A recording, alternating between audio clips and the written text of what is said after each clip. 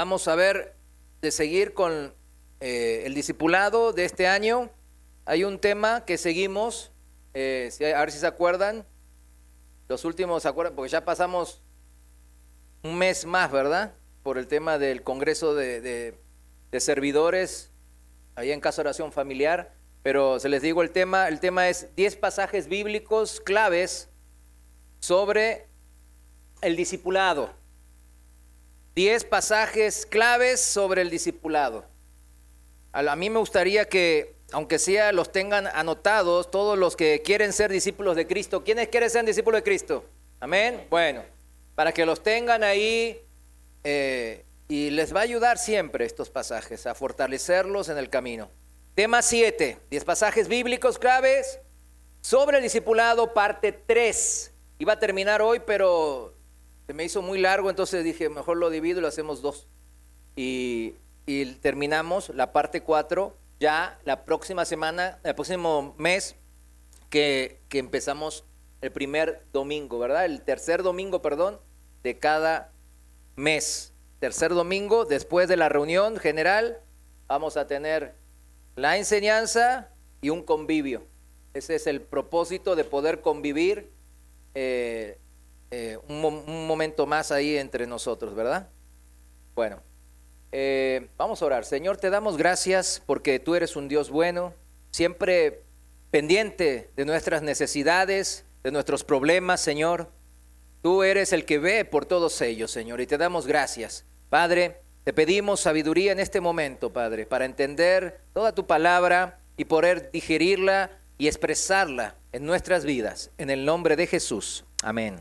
En las últimas enseñanzas y principalmente en la enseñanza de abril, que titulé Mi agenda versus el poder de Dios, no sé si recuerdan, mi agenda contra ¿qué? El poder de Dios, ¿verdad? Siempre están enfrentados esas. Aunque yo sé que algunos dicen, ay, ¿por qué tiene que estar enfrentado eso? Porque así lo dice la Biblia. Siempre nuestra agenda personal va a tener un enfrentamiento contra la agenda de Dios y el poder de Dios. Vimos cómo no es en nuestra agenda, en mi propia agenda particular, que nosotros nos discipulamos. Los verdaderos discípulos, servidores del Señor Jesús, no nos discipulamos, no nos entrenamos a nuestra propia manera, como nosotros queremos. En nuestra propia opinión, no es el discipulado. Nunca jamás ahí vamos a encontrar el poder de Dios actuar en nuestras vidas, menos nuestros ministerios. Eso yo creo que quede bien claro, porque esto, sin dudas, las consecuencias de no entender esto o de menospreciar esto que acabo de mencionar, genera algo que es un mal y una enfermedad que se vive muy comúnmente en la iglesia moderna, que sería la frustración, el desánimo e incluso la amargura y el enfriamiento espiritual dentro de la iglesia con los servidores. ¿Por qué? Porque generalmente al hacerlo a mi manera, el poder de Dios no obra, y al no obrar, y ando en mis fuerzas, siempre termino cansándome, frustrado de por qué el Señor no me escucha mis oraciones, de por qué no me bendice como a los otros hermanos que veo que bendice. Y eso es un desánimo, pero en verdad hay que checar a nuestras vidas particulares, personales, ¿verdad? Y a eso me refiero en forma muy íntima, ¿verdad? En la intimidad con el Señor. Nosotros estamos tratando de aprender y de servir en este aprendizaje ¿a quién? Al único Dios vivo. Y no hay muchas maneras de hacerlo, mis hermanos. Solamente hay una instrucción y está en la Biblia. Hay una manera, bajo la voluntad del Señor. Y eso significa también bajo el poder inagotable de nuestro Dios. Debemos de seguir la agenda del Señor. Recordemos lo que exponía, aquella vez lo mencioné, nuestro querido pastor Chuy García, que decía, el mayor acto de valentía es sacrificar lo personal. Y esa es la vida del servidor cristiano. Saber sacrificar lo personal. ¿Por qué? ¿Por qué? Por la voluntad de Dios. Hay que ser valientes, mis hermanos, para poder vencer nuestro orgullo, para poder vencer nuestra propia opinión. Se requiere de valor, porque en nuestra propia opinión hacemos lo que queremos y lo que nos place, pero poder suprimir eso y relegarlo y ponerlo bajo la sombra de la voluntad de Dios, eso requiere valor, valentía.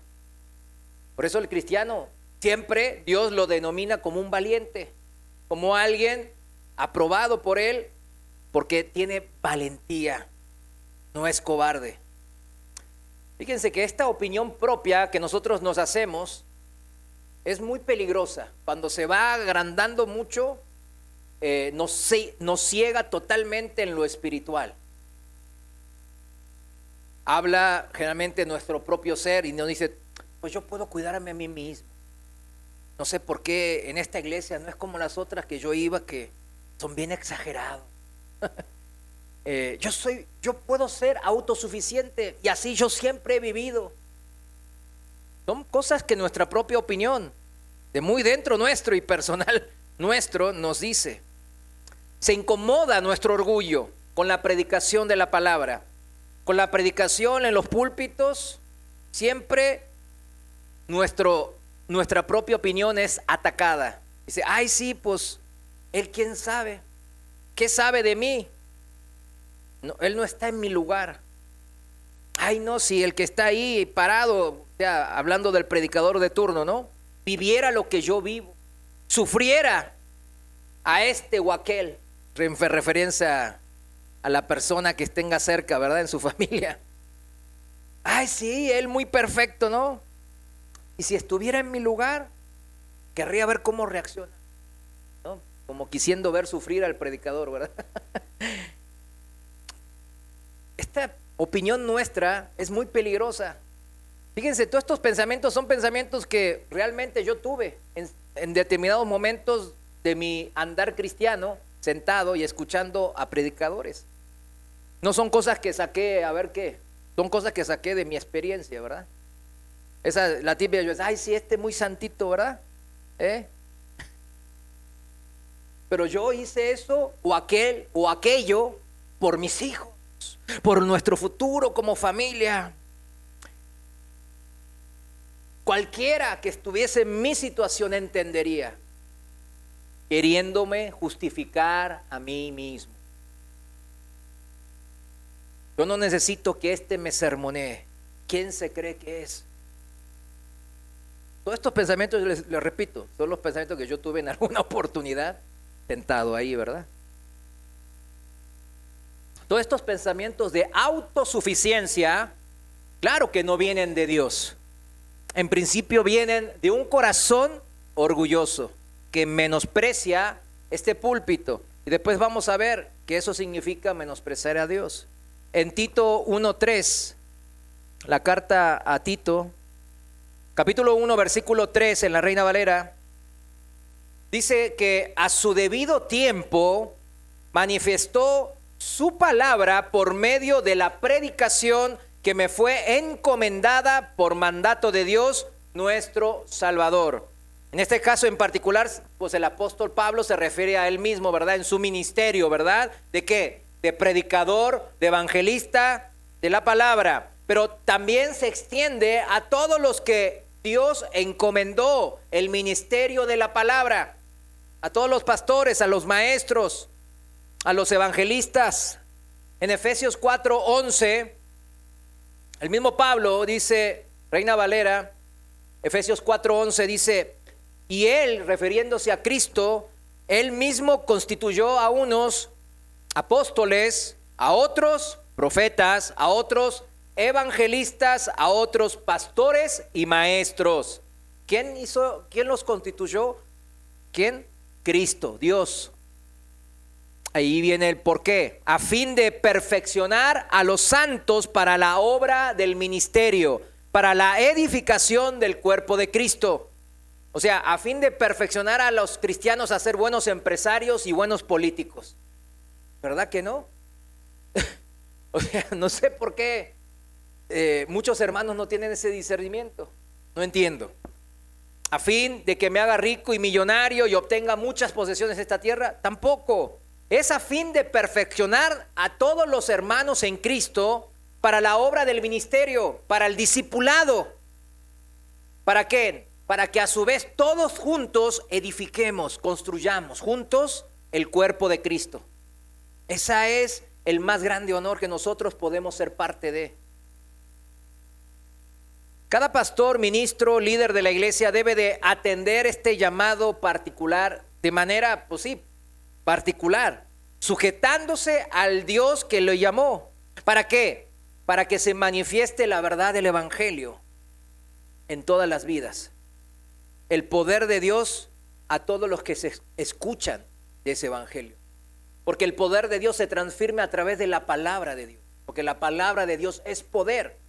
Y cuando nosotros predicamos su palabra tal cual como es, ese poder viene tal cual como es. Y el que lo recibe tal cual como es, también recibe ese poder en su vida, mis hermanos. Y volvemos. ¿Por qué entonces no se manifiesta en mi vida? Entonces, porque interfiere no el Señor, sino mi propia opinión. El peor enemigo es uno mismo, decía un famoso predicador del siglo, hace 2 siglos. Uno mismo es su peor enemigo.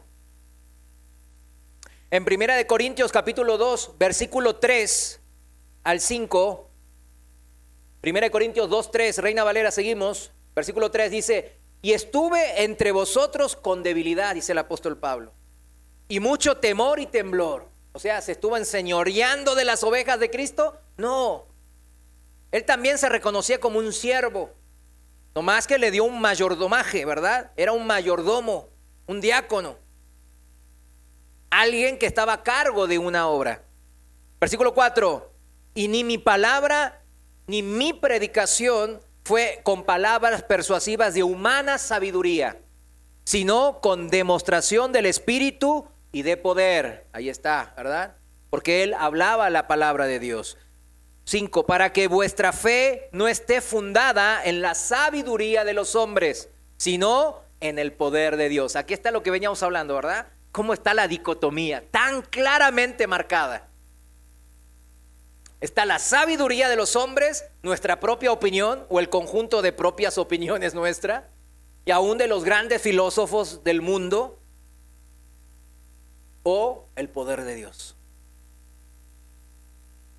¿En dónde voy a fundar mi ministerio? ¿En dónde usted va a fundar su ministerio, mis hermanos? Entonces, mis hermanos, en este seguir la agenda divina, la voluntad de Dios, ¿para quién? Para nuestras vidas, para mi vida en particular, que el Señor sí tenía programada, planeada. Por eso me llama, ¿verdad? Ni modo que me llame y dice: mira, yo creo que ahí te va, a ver cómo le haces. No, Él tenía planeado, Él es un Dios de orden. Y Él tenía planeado el ministerio, por eso nos llama a un ministerio. Hoy vamos, por ejemplo, aquí en esta congregación, a mí el Señor me estuvo hablando y sí, o sea, un par de cosas del ministerio, ¿verdad? Porque sí, o sea, mi trabajo es, como está en la Biblia, preparar, pues, pastores, ministros, líderes de aquí, ¿verdad? En esta congregación. Tienen que surgir, porque la obra sigue continuando y expandiéndose. ¿Está bien? La obra no se estanca, no es endócrina, sino se expande para afuera, mis hermanos. Entonces es importante estar sensibles al llamado. Y yo les agradezco a algunos hermanos, algunos se encuentran, otros no, pero han atendido al llamado. Nadie es perfecto, pero han atendido, se han sensibilizado al llamado de Dios, y eso es como empieza, ¿verdad? El crecimiento y la madurez en Cristo. Hoy vamos entonces a exponer de los 10 pasajes los últimos 4, pero no más, lo dividí en 2, ¿verdad? Son 4 que nos quedaban. Hoy vamos a ir por el 7 y el 8, y el tercer domingo de octubre vamos a ir sobre los últimos 2, el 9 y el 10. Pero antes, rápidamente voy a repasar los anteriores, porque a ver, ¿quién se los acuerda ahorita? ¿Verdad que no? Entonces vamos a repasarlos rápidamente, porque en la repetición a veces está ahí la sabiduría, ¿no? El primero de los pasajes bíblicos importantes que nos ayudan en nuestro discipulado, acuérdense, es San Juan capítulo 8, versículos 31 al 38. Para que lo que no anotaron, anótenlo. Primer pasaje bíblico clave en mi desarrollo como cristiano y servidor de Cristo es el Evangelio de San Juan 8, 31 al 38. ¿Se acuerdan? La verdad nos hará ¿qué? Libres. De ahí partimos. El que se siente todavía bajo un yugo de esclavitud al pecado, es muy difícil de servir a Dios. Muy difícil. Yo por decirlo es imposible. Hace unos días hubo una noticia en el mundo evangelista, ¿verdad? De un pastor muy conocido, de los más conocidos de los que se dicen reformadores o calvinistas, ¿verdad? Y él es una gran eminencia. Ahí en Dallas tenía una iglesia súper grande. Y bueno, ¿qué pasó? Estaba en adulterio el muchacho de 73 años. Yo oré por él, realmente, pero él, bueno, se expresaba siempre, bueno, ya son calvinistas, ¿verdad? O sea, bueno, yo no sé si Dios lo hizo desde la creación del mundo adulterar, ¿verdad? Como ellos tienen su doctrina, pero realmente es muy triste ver este tipo de caídas, porque no ayuda al cuerpo de Cristo, ¿verdad que no ayuda? La verdad nos hace libres del yugo del pecado. Uno no puede estar sirviendo. Por esto a este pastor, en la iglesia donde él pues presidía, pues ¿qué le dijo? Pues bájate del púlpito. Lo sacó de todo el ministerio, hasta lo sacó de la iglesia y lo echó. También lo echaron todos los otros ministerios que él estaba en muchos ministerios, era de los top predicadores, ¿verdad? De los reformados, ¿verdad? Como le dicen ellos. Bueno, a eso se refiere. Uno no puede estar sirviendo al Señor cargando pecados. Es imposible.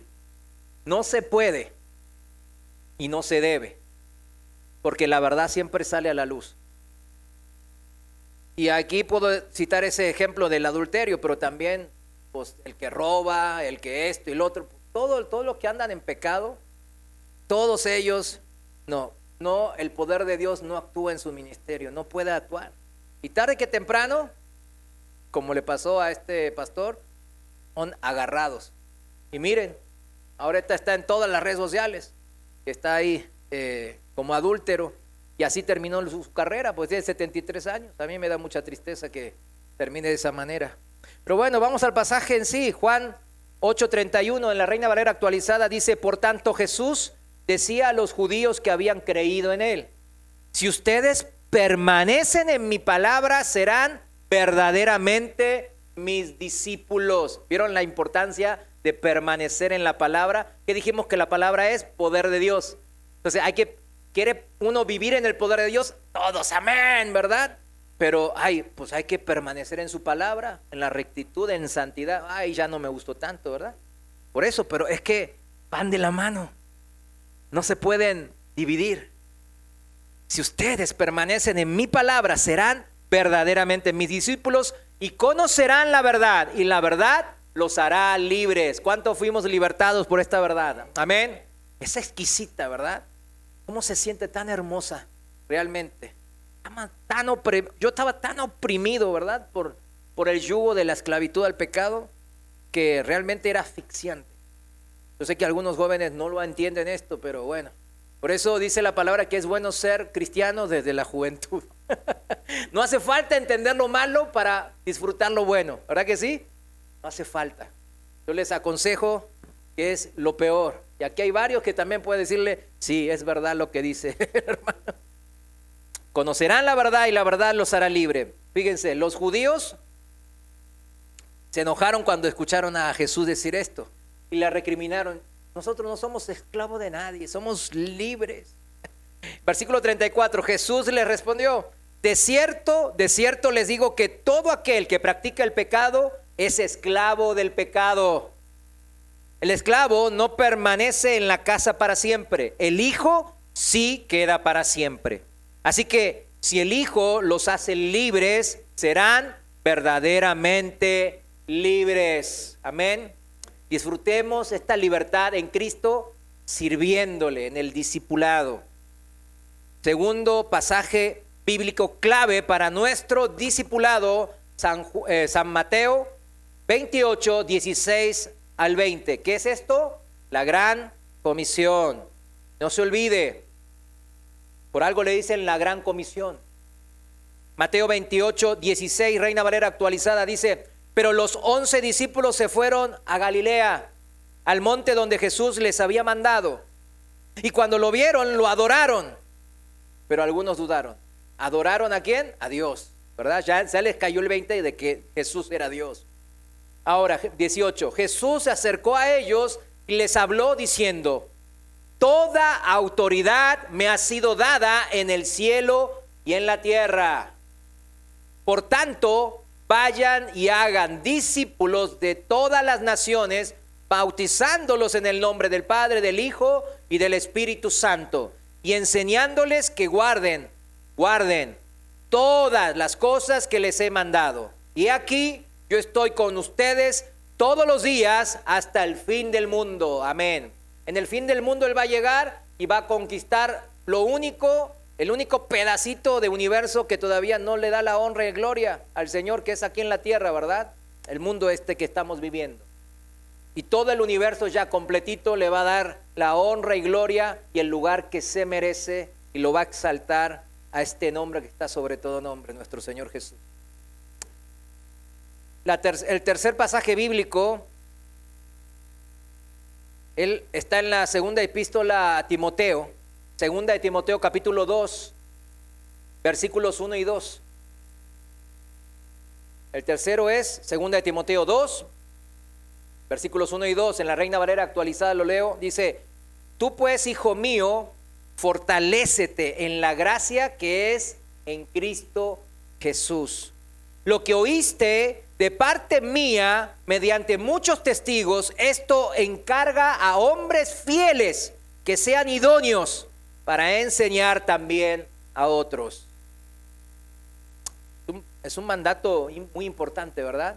O sea, está pasando la batuta. Así como Pablo nombró a través del Espíritu Santo, claro, a través de la autoridad del Espíritu Santo, a pastores y líderes en la iglesia primitiva, como caso de Timoteo, ¿verdad? Pastor en Éfeso, o Tito, y así varios, ¿verdad? Él dice bien claro: ¿ustedes qué tienen que hacer? Lo mismo. O sea, el mandato también, el pastor Chuy una vez nos comentó, nos dijo bien claro, y yo le decía: no, ¿qué tienen que hacer? Era una pregunta capciosa, ¿verdad? Porque nos agarró en curva. Yo digo: bueno, sí, no, ver por las ovejas son de Cristo y nosotros tenemos que cuidarlas, pero no ser acomedidos como asalariados, y ya, ¿verdad? Citamos todos los pasajes bíblicos para quedar bien con el pastor Chuy, ¿verdad? Pero después él dice: bueno, sí, muy bien, todo eso está bien, ¿pero qué? ¿Qué? ¿Cómo? Ya dije: ya me reprobaron, digo. Pero no, esto justamente nos mencionaba esto, que nosotros a su vez tenemos que darnos la vuelta y capacitar y entrenar al liderazgo que viene, como lo hizo Pablo y como nos está pidiendo aquí, mediante muchos testigos. O sea, no es a mi manera, sino pues en la congregación de los santos, a hombres fieles. que habla de fidelidad, habla de gente que está pegado a la obra, que sean idóneos. Uno puede estar apegado pero no ser capaz, por eso nos estamos capacitando, ¿verdad? Eso es el discipulado. Por eso idóneos habla también de tener un corazón abierto al Señor, de no estar en mi propia opinión, sino saber humillarme ante lo que a veces no me gusta, que es la voluntad de Dios. Eso habla de hombres fieles para ¿qué? Enseñar también a otros. Porque la obra continúa, ¿verdad? Continuó durante 2000 años. Aquí estamos nosotros gracias a que hombres fieles e idóneos continuaron la obra de Pablo y de Timoteo y Tito. Y aquí estamos nosotros, mis hermanos. Tenemos toda la eternidad para agradecer, claro, al Señor y también a sus siervos, a nuestros hermanos que estaban antes de nosotros, que gracias a ellos llegó el Evangelio a nuestros oídos. Cuarto pasaje bíblico clave para nuestro discipulado está en el Evangelio de San Juan, capítulo 9. Lucas capítulo 9, versículos 23 y 24. Por favor, anótenlos. Ténganlos en su memoria, por favor.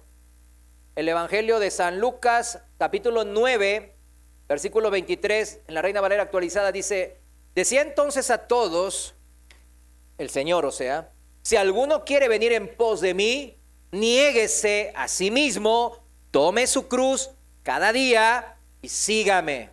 ¿Está complicado entender esto? ¿No está que no?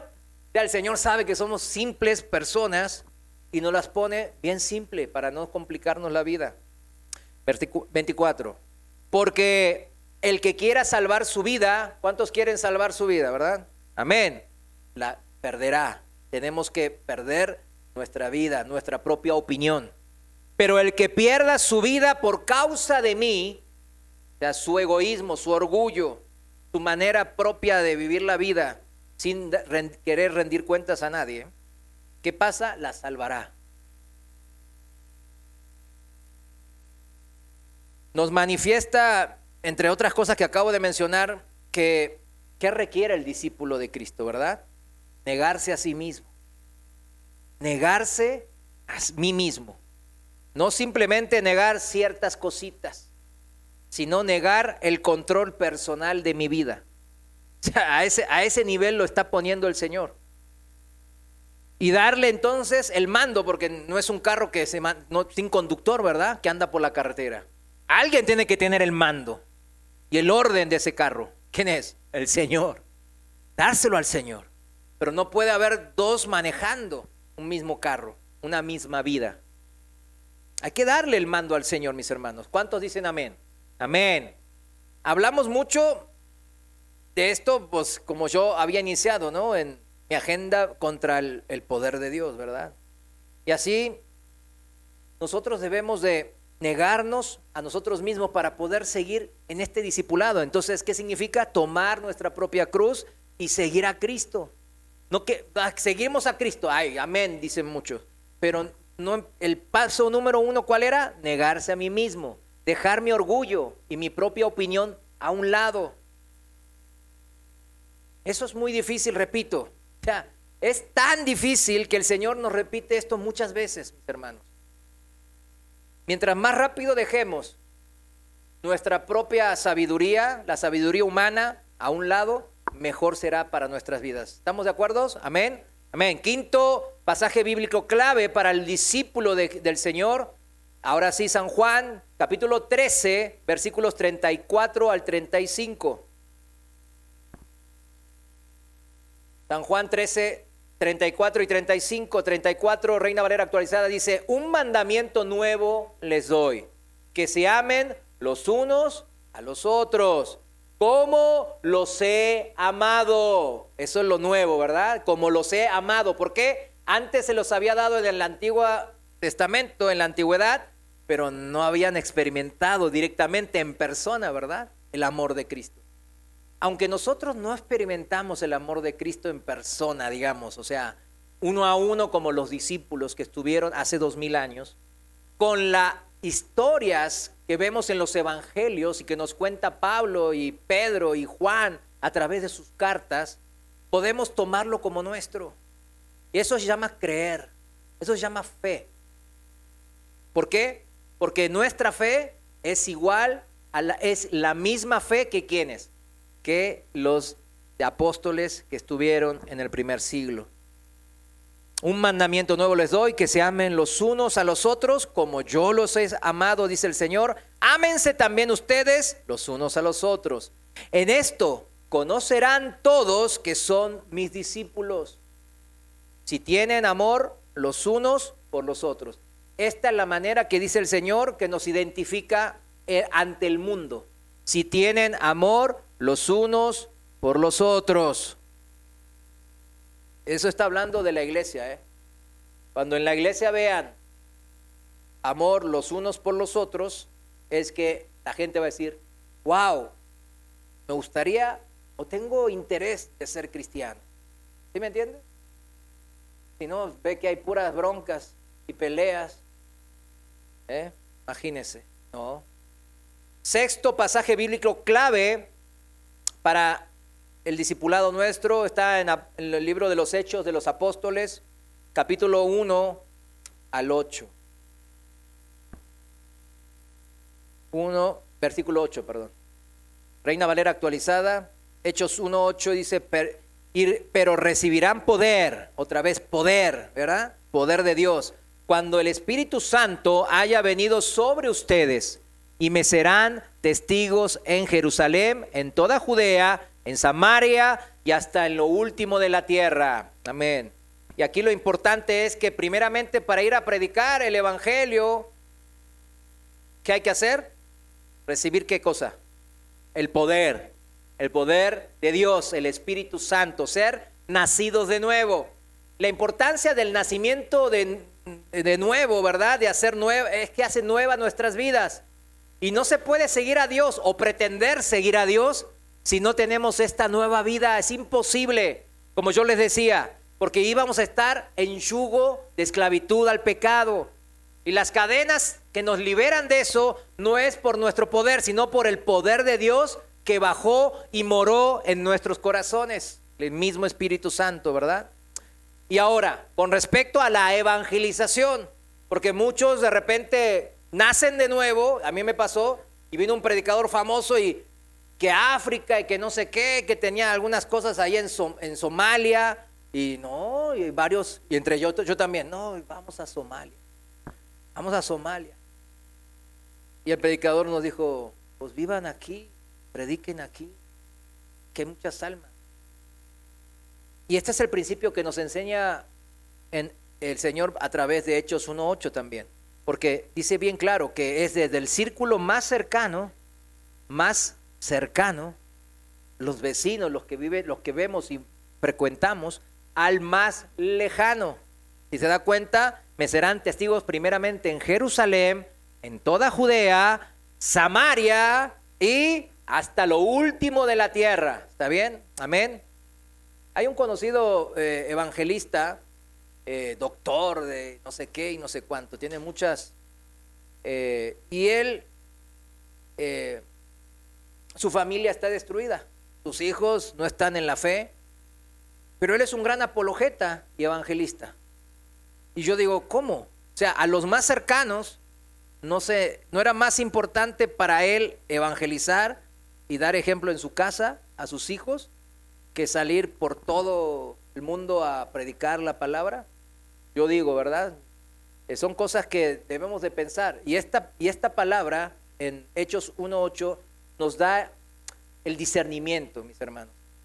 ¿De qué vale si yo voy allá y tengo una congregación, levanto una congregación de miles de personas que muchos se jactan?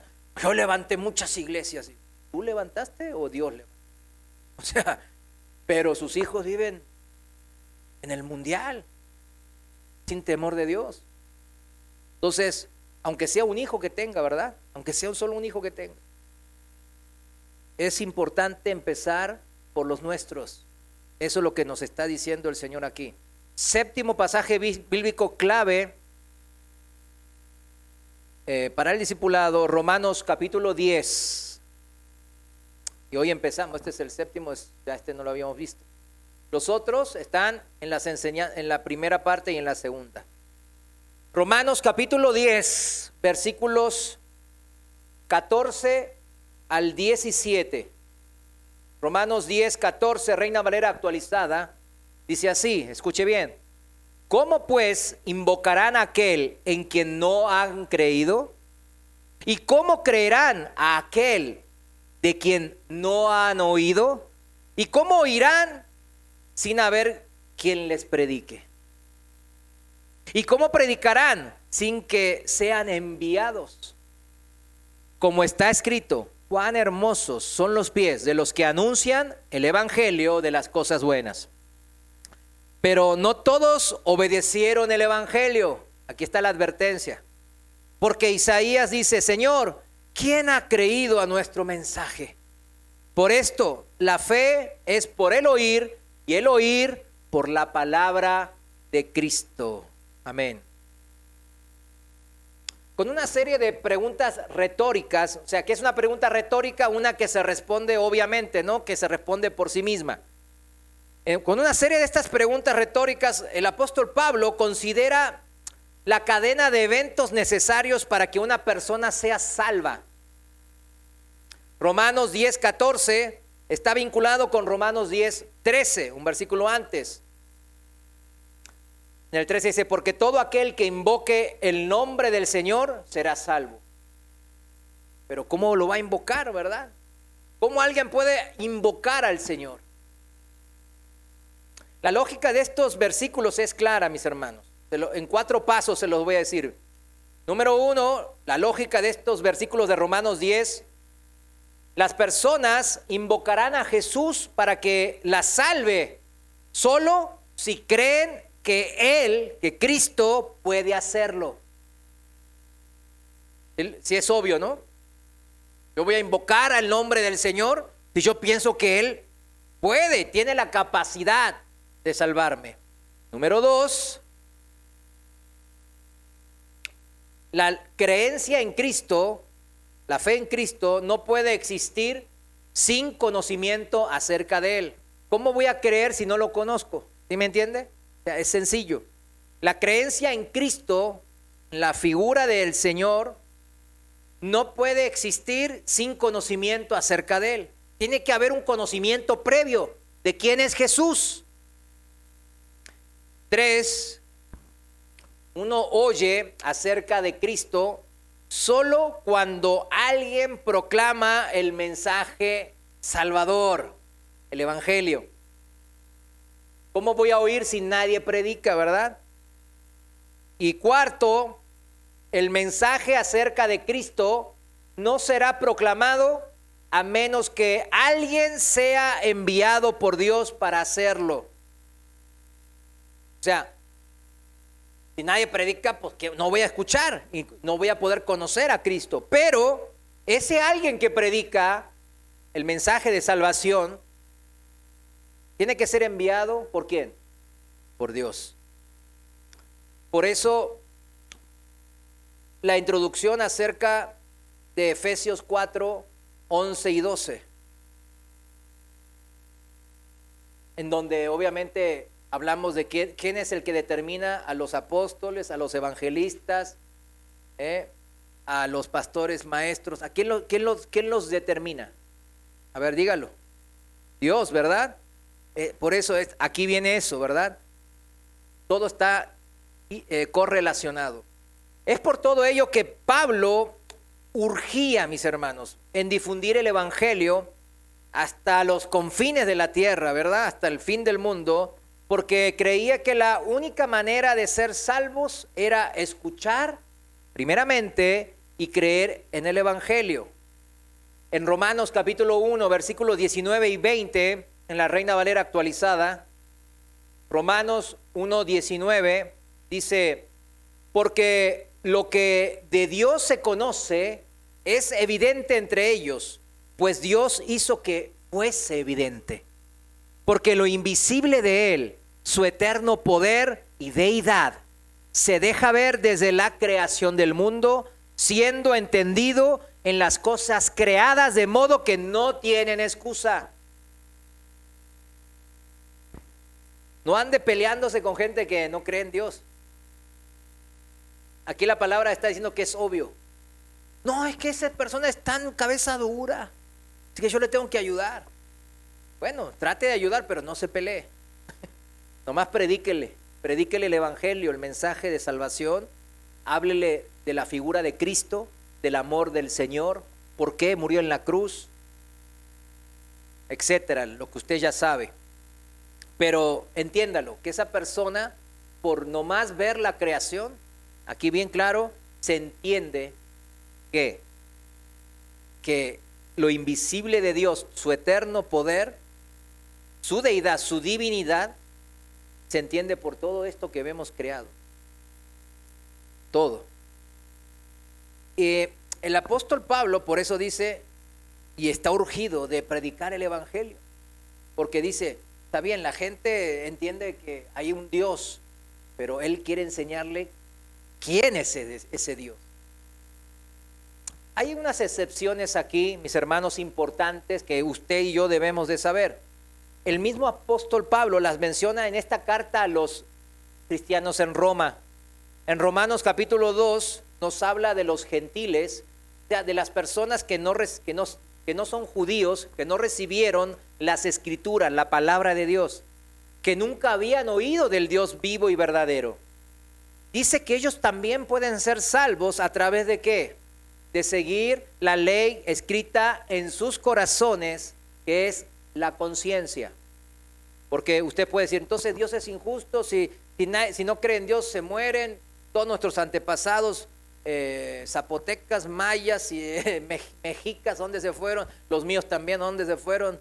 Durante siglos. No, si ellos seguían la ley de Dios de sus corazones, ¿qué pasa? Hay posibilidad de que sean ¿qué? Salvos. Aunque se entiende que es mucho, mucho más difícil así por solamente la conciencia. Y el Antiguo Testamento así lo demuestra. ¿Se dan cuenta? Como primeramente las naciones paganas, como les denominaban en el Antiguo Testamento, las que estaban ahí en Canaán, Babilonia, Siria, Egipto y todos los demás países y naciones e imperios, cómo se desviaban bien fáciles, ¿verdad? Del Dios vivo. Y vivían vidas horribles. Sacrificaban niños, a sus propios hijos. El pueblo de Israel siempre fue confrontado con eso. A ustedes yo les doy la palabra, pero si ustedes se mezclan con esos pueblos, ¿qué pasa? Si ustedes se van a ir en pos de sus ídolos, de aquellos ídolos, y van a hacer lo mismo, aún teniendo la ley, van a hacer lo mismo. Van a terminar haciendo las mismas aberraciones. Y así pasó o no pasó. Así cuentan las escrituras en el Antiguo Testamento. O sea, es mucho más difícil sin la palabra de Dios. Claro que sí, mucho más difícil. Solamente por la conciencia es mucho más difícil. Y más cuando los tiempos en que uno vive está gobernado por tiranos o gente muy mala, ¿verdad? Como en estos tiempos, ¿verdad? Muy alejadas de las leyes espirituales, morales de Dios. Filosofías muy agresivas que influencian la conducta y la reacción de nuestra conciencia, siempre. Otra excepción que hacemos fueron los creyentes del Antiguo Testamento, porque bueno, esto es una excepción a medias, porque ellos pues no creían en el Jesús que vieron o que ya vino y murió, sino en el Mesías que iba a devenir, ¿verdad? Y lo visualizaban en un futuro a venir, como un Salvador, casos de Abraham y de David. Ahí en Romanos capítulo 4, el apóstol Pablo los menciona también.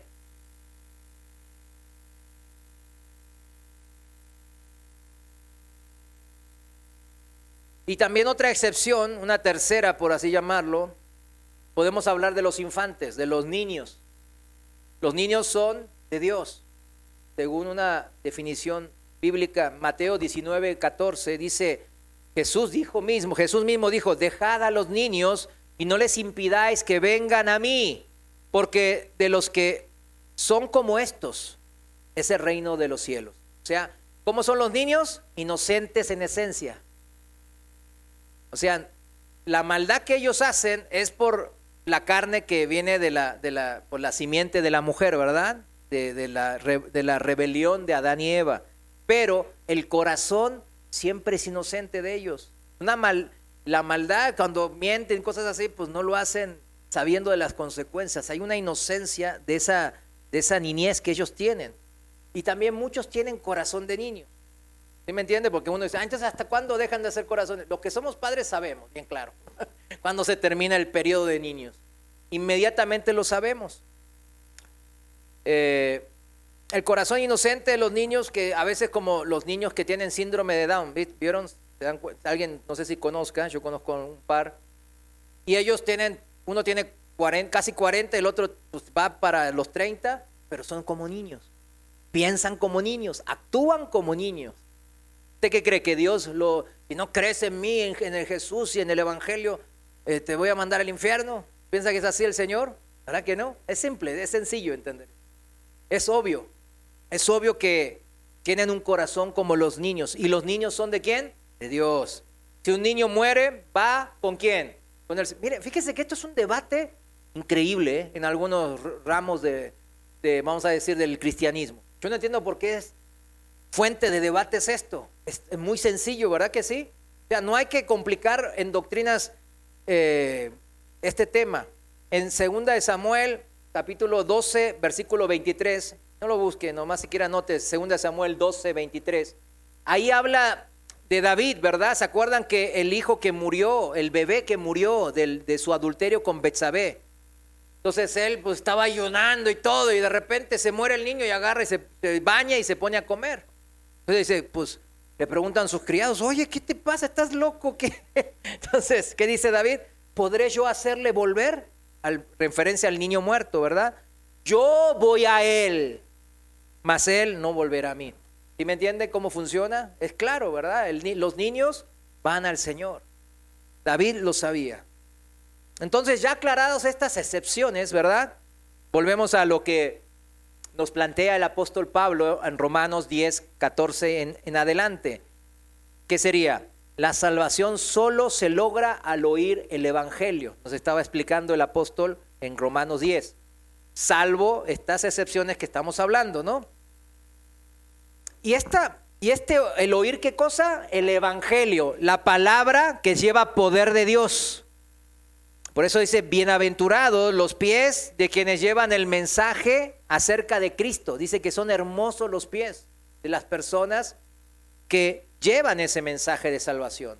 Eso está en Isaías 52:7 para el que anota.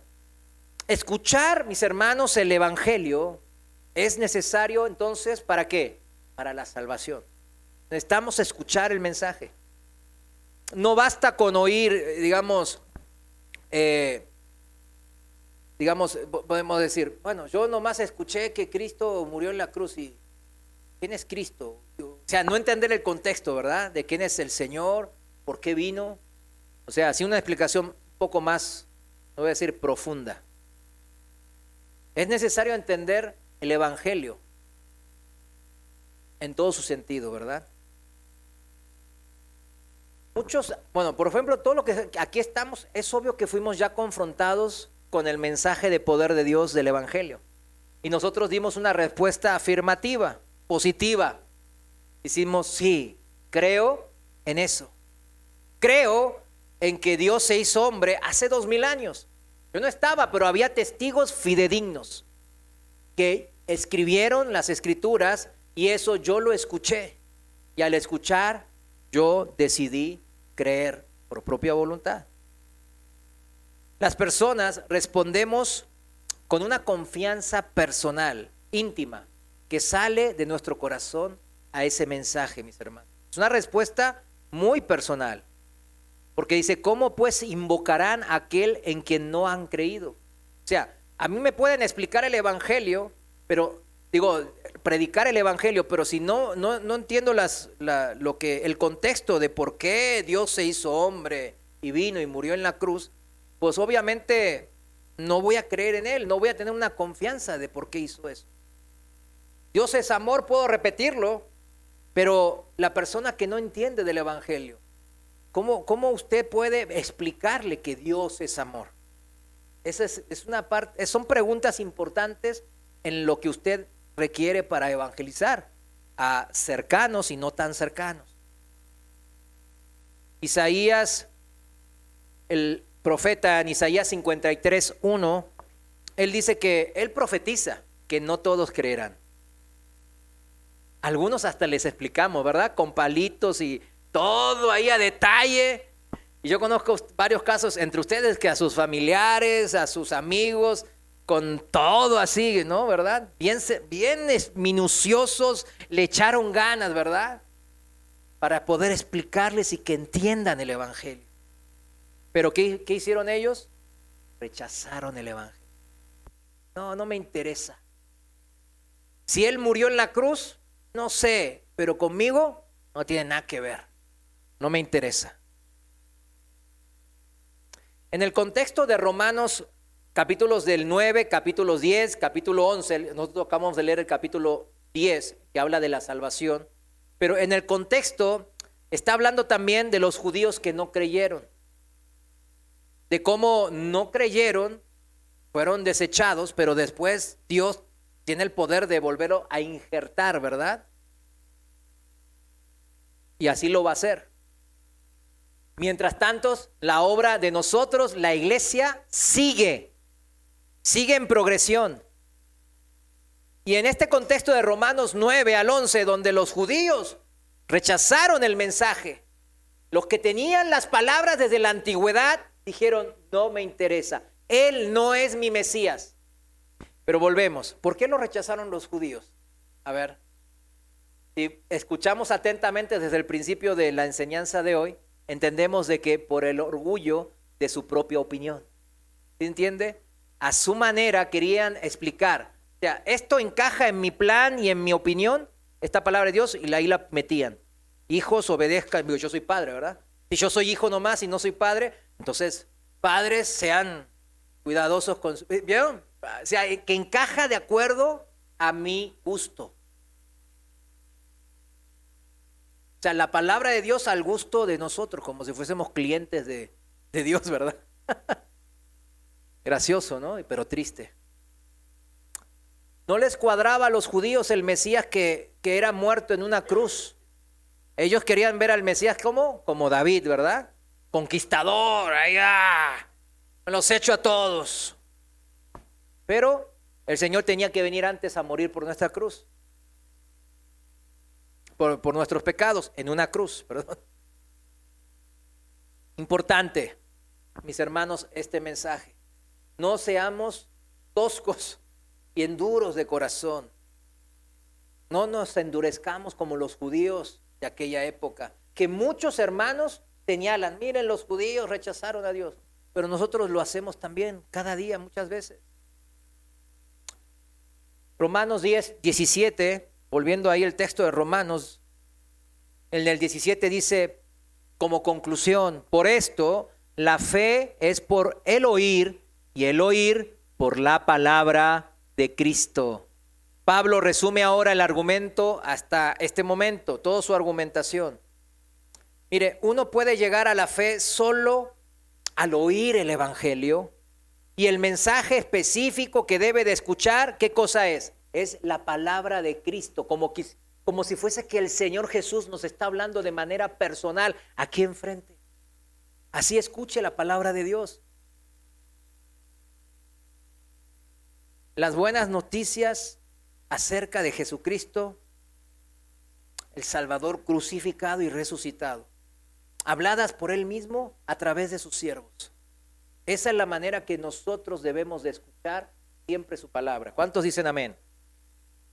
Punto número 8 y último de hoy, continuamos en la siguiente semana, es el Evangelio de San Juan, capítulos 15, versículos 16 y 17.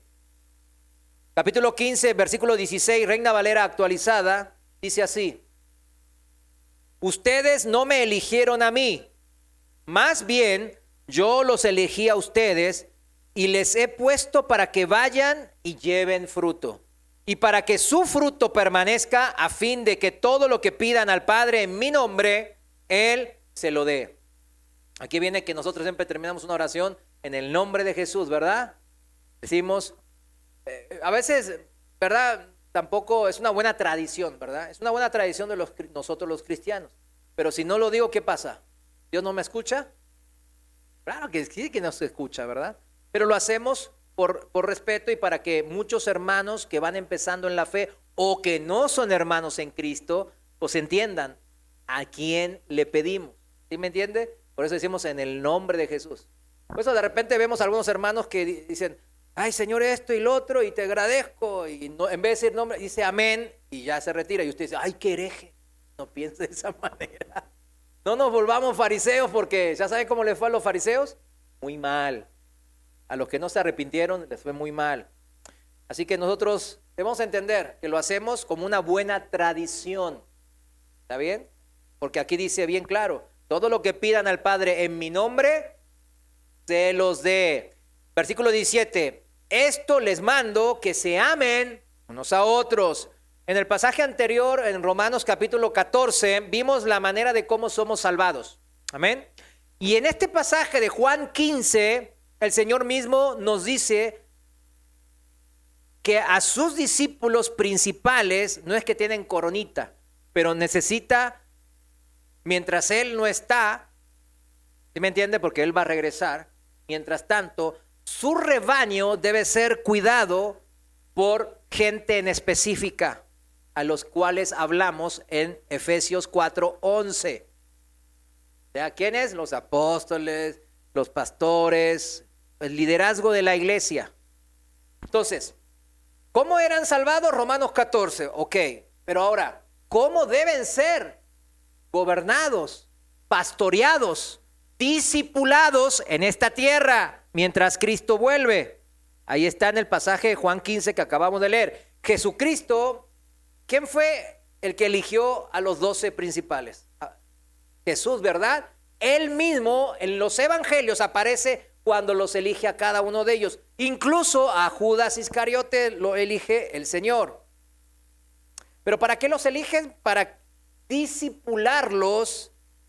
¿Para qué? Para el apostolado, el liderazgo de su próxima naciente iglesia.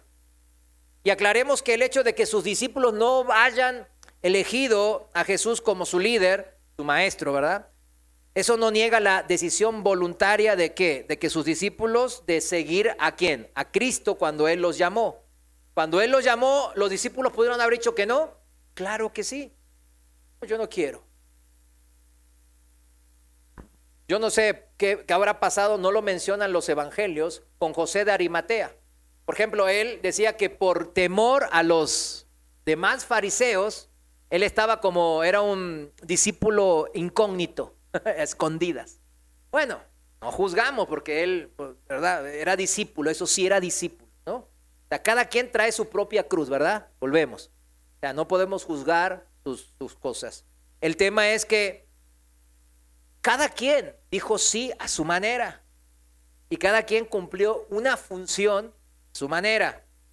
Pero hay unos principales discípulos de los cuales en los evangelios menciona una y otra vez. En los evangelios también menciona que había unos 70 también cercanos y principales después de los 12. Pero no los menciona, sabemos que ahí estaba Tomás, estaba también José, estaba Bernabé, había varios que también estuvieron en ciertos momentos del ministerio de Jesús, como testigos presenciales, discípulos, entre los principales, claro, pero no en el liderazgo principal, porque eso ¿quién lo eligió? Cristo, Dios. Los discípulos decidieron responder responsablemente y acertadamente en seguirle a Cristo. Aunque no todos con la motivación correcta, por no decir todos, ¿verdad? Todos tenían motivaciones erróneas, por así decirlo. No solo Judas, porque siempre decimos, no, Judas era el que tenía malas motivaciones, era ladrón, robaba de la bolsa y todo el tiempo y después por eso lo traicionó. Pero los demás discípulos, ¿cómo tenían? No, pues querían ser el ministro, el secretario, querían tener posesiones, cambiar su suerte en la vida, ¿verdad? Nada más diferente del ministerio del Evangelio de la Prosperidad actual, ¿verdad? Nada diferente a ello. Eso ahí estaba en el corazón de ¿quiénes? De los hombres. El Evangelio de la Prosperidad siempre estuvo ¿en dónde? En el Evangelio, en el corazón de los hombres. Por eso la maldad y los pecados cambian quizás de nombre, pero es el mismo desde la antigüedad. Jesús demuestra de esta manera en el capítulo 15 de San Juan que el proceso del discipulado que los apóstoles, o sea, los principales discípulos iban a pasar, sería bajo la dirección de aquel que los eligió en su función. ¿Quién es? Cristo. Dios no los iba a dejar huérfanos, dice la palabra. Y Él los había elegido a estos 12 para liderar, como Él mismo lo hizo en la tierra, en su ministerio terrenal. ¿A quiénes iban a liderar ellos? A su vez, a los creyentes. Versículo 17 dice, y les mandó a que se amen unos a otros. Ese es el ejemplo que Él les mandó. Y unos momentos antes, en el versículo 12, ahí mismo en San Juan 15, dice, este es mi mandamiento, que se amen unos a otros, ¿como quién? Como yo les he amado. O sea, repite que el ejemplo Él ya les ha dado. Él mismo le dio ejemplo y también iba a proporcionarles la guía necesaria. ¿Para qué? Para que ellos se vayan discipulando, aprendiendo y madurando para encabezar este proyecto de la iglesia de Cristo en la tierra. Claro, esa guía y responsabilidad iba a recaer ¿en quién? Dijimos los miércoles, estamos viendo esta serie, ¿en quién dijimos que iba a recaer la principal responsabilidad? En el Espíritu Santo. Acuérdense, yo planté, el otro sembró, regó, lo que sea, ¿verdad? Pero ¿quién da el crecimiento? El Espíritu Santo. Él tiene la principal responsabilidad. O sea, no podemos jactarnos de nada, significa. Entonces, repito, Jesús aquí está enfatizando que el factor definitivo para determinar quién sería llamado a ejercer tal o cual ministerio de liderazgo, especialmente de enseñar. El liderazgo más importante es enseñar, ¿qué cosa? La palabra. Acuérdense cómo en Romanos 14 decía que cómo viene la salvación, por medio de la predicación de su palabra, porque esa palabra es la que lleva el poder de Dios, poder de salvación principalmente. Yo creo que aquí el énfasis está bien claro, ¿verdad? Para que no haya problemas en la iglesia. El Señor nos conoce. Yo creo que así el Señor nos evita muchos errores humanos, en especial muchas peleas, divisiones y conflictos por elegir el liderazgo de la iglesia. Yo me acuerdo en las denominaciones que yo estaba antes, no hombre, para cuando yo ya era parte del diaconado, de los principales servidores, no hombre, cuando este pastor hizo unas cosas malas y fue destituido. Para buscar a otro, sí, decíamos, vamos a orar, pero en verdad andábamos buscando y negociando, ¿verdad? Como fuese un trabajo en el mundo. Me acuerdo que un pastor, el que quedó al final, pues me decía a mí, me presionaba. Es que yo necesito cobrar mínimo, me dijo, mínimo $5,000 mensuales. Yo le dije, no, pues somos una iglesia de 100 y tantitos penitas. No, necesito cobrar eso, necesito que... Era una iglesia pues coreana, ¿verdad? Entonces necesito ir a Corea 2 veces al año con toda mi familia. Necesito que mis hijos vayan a escuelas privadas. Y ya me pasó toda la lista. Y se juntaba tanto de ofrenda al año. Se juntaba bastante, porque eran... El evangelio de la prosperidad, pues eso es lo que mostraba, ¿verdad? Es como cuando uno tira dinero al loto, ¿verdad? Para ver que le bendiga el genio de la lámpara. Bueno, entonces se generaba mucho, pero yo me acuerdo que yo saqué el cálculo, un poquito más de 75% de todos esos millones de pesos de ofrenda se iban a la bolsa del pastor. Bueno, los que administran el dinero acá están como testigos de que yo aquí no me llevo nada. Es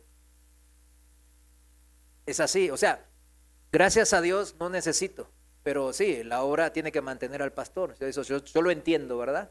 Como allá lo mantienen al pastor Chuy Olivares, etcétera, ¿no? Pero yo quería hacer esa aclaración para que entiendan, ¿verdad? ¿Qué es lo que importa? Si tendría yo necesidad, estoy en el derecho, ¿sí me entiende? Por la palabra. Pero si no la tengo, pues no agarro. ¿Sí me entiende? ¿Por qué? Porque veo que Dios puede hacer con eso, de ayudar a algunos otros hermanos en necesidad, de quizás construir una iglesia más grande, de prepararnos, etcétera, etcétera, ¿verdad? Hay muchas cosas que hacer en la obra del Señor, ¿verdad? Lo importante es estar sensibles a qué quiere el Señor. No, pero ¿quién no le gustaría tener unos pesitos más en su bolsa? todos. Pero es importante saber que seamos buenos administradores ¿de qué? ¿De qué? De las cosas del Señor, de los bienes, de todo lo que el Señor nos da. ¿Está bien? Bueno, por eso el Señor eligió al liderazgo en la iglesia. Es importante entender este concepto en Juan 15. ¿Por qué? No, sabía cómo nosotros nos íbamos a hacer garras, como dicen. Ahí fue que venía este pastor que yo comentaba y no, hombre, y ahí estaban peleados un grupo, había tres bandos. Y yo como era el que negociaba, pues ni modo, yo lo tenía que traer porque era el más barato de todos, porque otros me pedían hasta las perlas de la corona, ¿verdad? Prácticamente me pedía que yo sea su chofer particular. Y no, pues, entonces lo trajimos.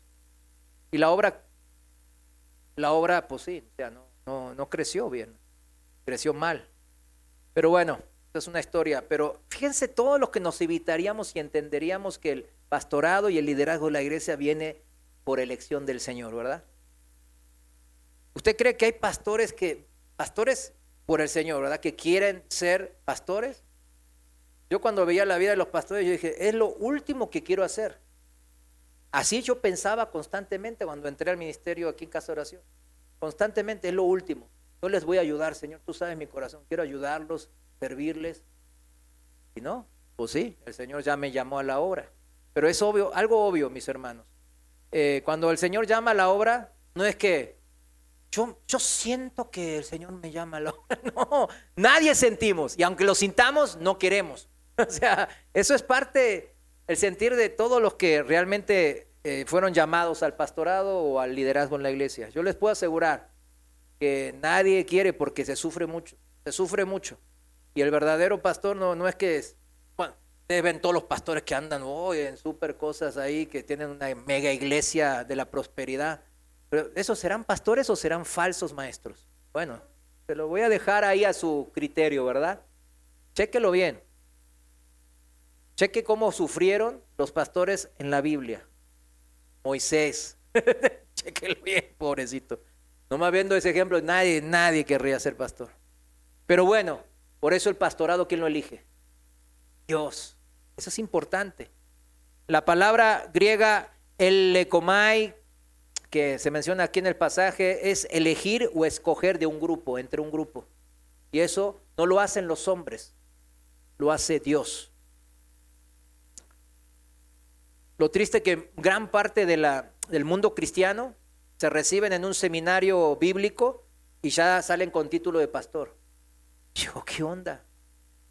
Así no es. El conocimiento no es, obviamente se necesita saber para predicar, pero no es una cuestión que si yo conozco más y tengo un título que me avala de doctor de la palabra, entonces puedo ser pastor. Un llamamiento. Pero no es el único llamamiento santo, dice la Biblia. Todos los llamamientos están hechos para todos sus hijos. Nomás aquí hace énfasis en los discípulos, en que él se apoya, los 12, que son parte después del liderazgo de su iglesia. Por eso quiero decir que muchos, e incluso muchos pastores que conozco aquí, gracias a Dios, en Casa de Oración hay muchos pastores, y todos son muy diferentes en carácter, en forma, en lo que vivimos, etcétera. Pero tenemos muchas cosas en particular que realmente uno va entendiendo, ¿no? A través del ministerio. Y yo doy gracias a Dios al ministerio de Casa de Oración porque realmente tiene muchos pastores que tienen muchas décadas en el ministerio y uno ya comete menos errores porque a la primera que yo siento que no sé qué vamos a hacer, pues yo les pregunto y les voy a decir, nunca me han dicho, espérate, no tengo tiempo. Siempre han tenido tiempo y espacio y me han dado buenos consejos. Yo les soy muy agradecido a ellos. Bueno, sigamos aquí para terminar. ¿Y cómo saber que los pastores y líderes en la iglesia están haciendo la voluntad de Dios? En el contexto de Juan capítulo 15, ahí lo dice. Vayamos a 19 y 20. Dice, si fueran del mundo, el mundo amaría lo suyo. Pero ya no son del mundo, sino que yo los elegí del mundo, por eso el mundo los aborrece. Acuérdense de la palabra que yo les he dicho, el siervo no es mayor que su señor.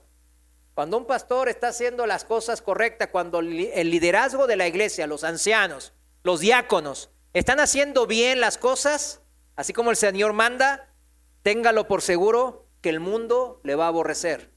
Téngalo por seguro. Si a mí me han perseguido, también a ustedes los perseguirán. Y si han guardado mi palabra, también guardarán la de ustedes. Aquí viene también el gozo, ¿no? ¿Verdad? Porque esto es gozoso también. Porque acá bien claro cómo termina el pasaje, es el mundo y todos los que, ¿quién se refiere con el mundo? Todos los que se dejan llevar por las cosas de este mundo. A los que lo principal es las cosas de este mundo. Que sus deseos carnales y la vanagloria de esta vida son lo que más les importa. Bueno, ellos, ¿qué van a hacer? Van a menospreciar y aborrecer a los pastores y líderes de una iglesia. Pero los que han creído en verdad en el evangelio escucharán las palabras de este púlpito y de cualquier púlpito de una iglesia de sana doctrina y las guardarán como si fuesen su propia palabra, la palabra de Dios. Un pasaje que llama a recordar este llamado a los apóstoles tan importante, hecha por el mismo Señor, y a esperar que de esa manera, porque si el llamado lo hizo el Señor, los frutos, ¿quién los va a dar? El Señor los va a dar, los va a proporcionar.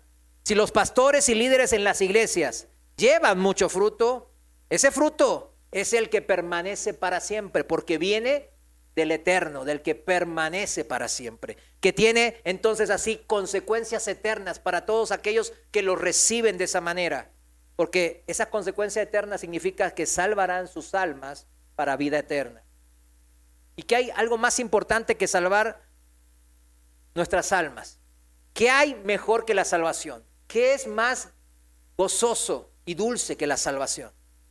Ese es el último fin y primordial de todo este ministerio y de todo discipulado de todos los que estamos y somos parte del cuerpo de Cristo. Último pasaje, Primera de Pedro, capítulo 1, versículo 8 y 9, Reina Valera actualizada. Dice así: a Él lo aman sin haberlo visto, o sea, Cristo. A Él creen y aunque no lo vean ahora, creyendo en Él, se alegrarán con gozo inefable y glorioso, obteniendo así el fin de su fe. ¿Cuál es el fin de la fe? La salvación de su vida. A eso queremos, que ellos compartan, las personas, ¿qué cosa? Este gozo que sentimos, hermano. Este gozo. Amén. ¿Cuántos sienten lo mismo? Póngase de pie, vamos a orar. Señor, gracias te damos. Gracias te doy, mi Dios, por todo lo que haces en nuestras vidas. Te doy gracias porque en cada alma que aquí se encuentra, mi Dios, tú los has sostenido hasta este momento, mi Dios.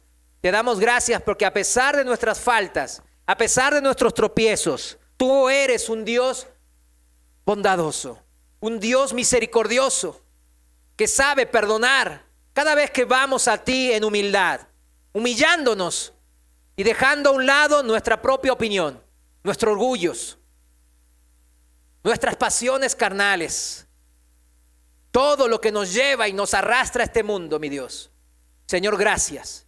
Queremos seguir este proceso de discipulado que tú has comenzado en nosotros desde aquel mismo día en que hemos recibido tu Santo Espíritu, para que nos sigas haciendo más maduros, más fuertes en lo espiritual y así poder hacer tu obra en esta tierra hasta que seamos llamados a tu presencia o que tú vuelvas. Señor, gracias en el nombre de Jesús. Amén.